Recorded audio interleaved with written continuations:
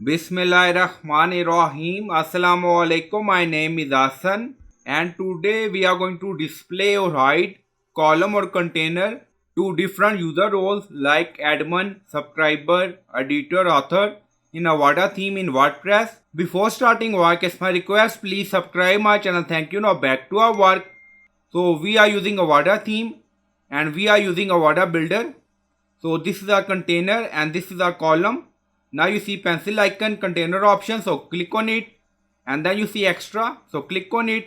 Now you see add new logic, so again click on it, and then you see select a condition type. Now drop down, now select, and then you see user role, now select, and then you see all user role we have admin, editor, author, contributor, subscriber, and then you see equal to, not equal to. So you can select according to requirement. So if you want to display this container to admin, select equal to. If you want to hide this container to admin, then not equal to, it's mean user role, not equal to admin. To see this, if you want, you can add more condition. Now you see or and add new logic. Now you see edit. Now select user role, not equal to admin. Now you see and or. If you want, you can use and condition, or if you want, you can use or condition. Now delete. Now expand it. So click on it. So we are going to hide this container for admin.